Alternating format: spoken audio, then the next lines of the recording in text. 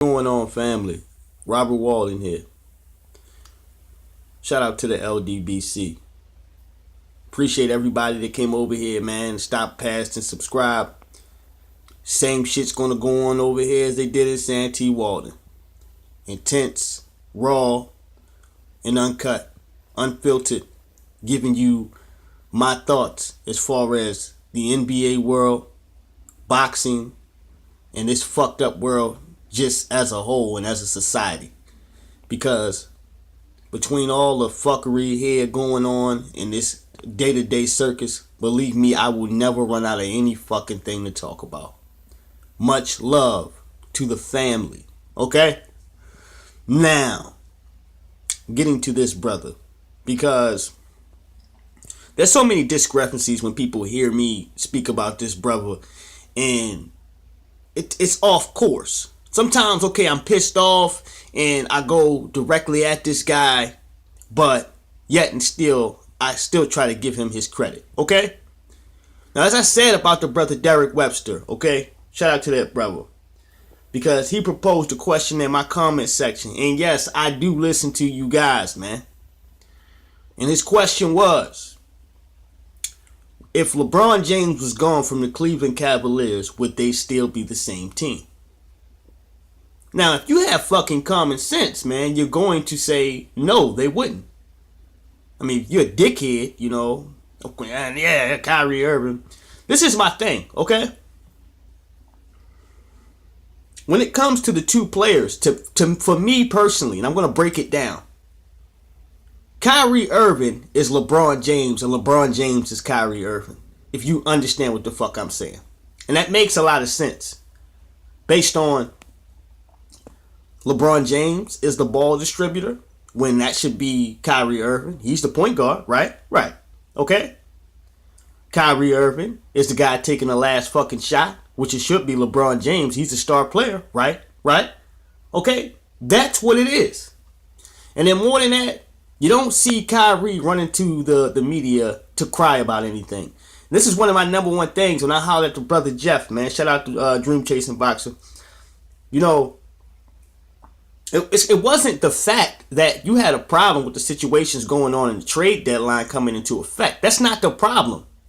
The problem is that you went to the media and said you needed an effing playmaker. If you went to Dan Gilbert or to whoever, you know, within the locker room or within your camp and said something, that wouldn't have been a problem. We never would have heard it. But for you to come out to the same media that has bashed you over the years for not getting the job done, I don't understand, because the teammates or the guys are going to be with you win, lose, or draw. They're still supposed to have your back. They're supposed to respect and believe in your word. And you don't get no props for trying to set them on fire based on the outcome. And let's look into everything while we're fucking here, okay? LeBron James has had a hard time his whole fucking career just being coached. Just fucking listening. Alright? I believe around this time last year they got rid of with David Blatch, which they had the number one record in the Eastern Conference, which I believe it looks like that right now. Okay? Because apparently it was something wrong with that guy when it absolutely wasn't. And he ended up losing his fucking job. And then you look at things, you know, on top of that, Eric Spoelstra, which was a guy that was in charge of video footage and shit, you promote him to head coach, to coach Chris Bosh, LeBron James, and Dwayne Wade. Man, get the fuck out of here, man. And you seen that shit the year, that first year I believe they were fucking up and they walked across the court and LeBron James just bumped him like he was nobody. This guy is hard-headed. And he does not like to be coached, man. He has gotten most of the success done. And give him praise. Please give LeBron praise. Off of athletic ability and excellent court vision. This is what it is. What did he come in the league struggling with, man? Dribbling and long-range shots, man. Preferably the three-point shot. What is he struggling with today? What, 13, 14 years later? Dribbling and a long-range shot. Okay? It's a fact. It's not LeBron James hating. Check it out. You got plenty of time on your hands to do things other than to come over here and just bullshit because you don't like what I'm saying. Now, you're like, oh, Robert Walton or Santee Walton or whatever the fuck your name is. Who's your favorite player? Kawhi Leonard. Kawhi Leonard. You ain't see that on my last channel, whatever, my other channel. I just put that video up this morning. Kawhi Leonard, they just got their ass whooped by the Knicks. You don't see him crying. They got beat in the finals by a team that they pummeled damn near every year, the Thunder, last year. You don't see no crying. What you see is a man dust himself off and get back into the group. Like I said, the first person in the gym and the last one out. An assassin at heart. A guy that won't take credit even if you are piling it up on him, telling him how great he is. He ain't trying to hear that shit. He's just trying to work. I'm not talking about how smooth you run your motherfucking mouth to the people. I'm talking about how you get the job done, ladies and gentlemen. Kawhi Leonard. A bad man. And he'll go down in history as one of the greats because of the way that he perfects his game. And if you do not believe me, check his numbers every year from the time that he has started from the door. A bad motherfucker. Mr. Kawhi Leonard. And you see him improving within his craft, his game, getting other players involved, and being an effing playmaker. Being the go-to guy. Being a person that you can count on down in the stretch. Playing phenomenal defense. Getting it done on both sides of the court. This is why I respect Kawhi Leonard. I respect Kevin Durant as one of the best shooters in the league. Period. His shot is water. As well as Steph Curry and Klay Thompson. I respect as Draymond Green is one of the best forwards in the league. Period. He plays phenomenal defense. And as far as LeBron James,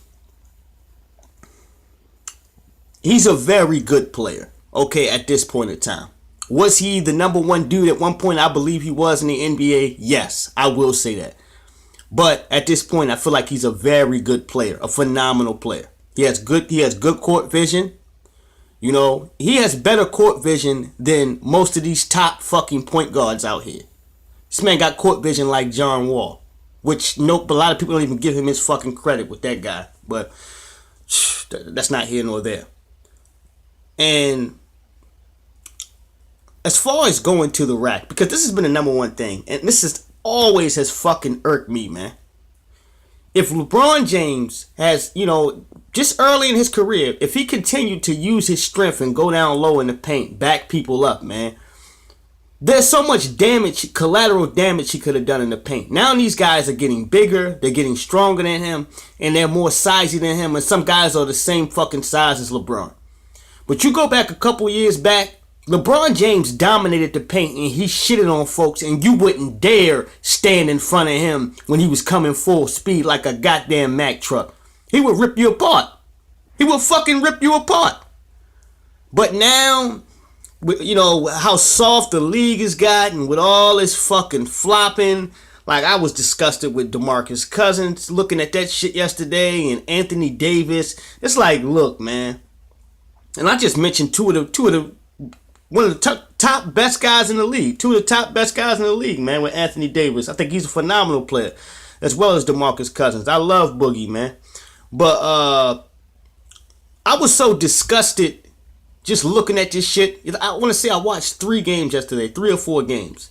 Because of the flopping and how the refs call this bullshit. Basketball used to be a somewhat tough competitive sport where if you wanted to go in the lane to get dunked, to dunk on someone, you might get your head knocked the fuck off going in there. You had to earn a dunk. You had to earn it. When you dunked on somebody, it meant something. It wasn't all flashy lights, camera, action. You coming out there getting all this diva shit when you came to get a dunk. It was a big business.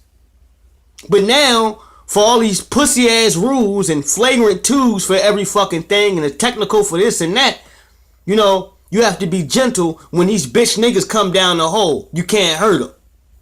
You can't glide up in the air and put a motherfucker on his back for thinking he gonna put you on a poster. Now these niggas they can put their nuts on your shoulder. It's whatever. Your best bet is to get from up underneath of that. Because if you do what you want to really do to a nigga, you get suspended, fined, put out the game, and every goddamn thing. This is not the same league. It just got butt soft.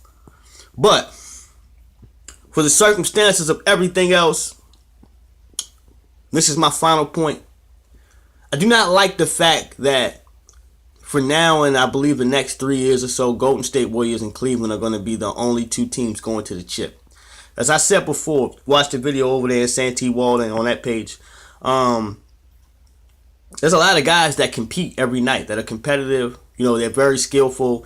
They know how to play the game of basketball. They understand the game of basketball, and they're very unique in so many different ways. And I feel like it's necessary to constantly keep different people in there and different faces in order for people to discover and understand the level of talent that exists here in the sport of basketball.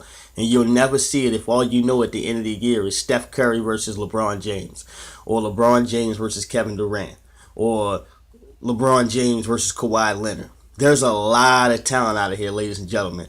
And I could talk to you to death about how many guys out here that don't get any credit or recognition, but the best bet is for you guys to go out here and see it yourself. Start with Detroit, because that's a team that I watch, that I love as well as the Milwaukee Bucks. I love the fucking Bucks. Jabari Parker is my boy. Chris Middleton was my guy as well. But that's just my thoughts here on the matter. Robert Walton here. I'll holler at you. Y'all be safe now in a minute. Take some time getting adjusted to this shit.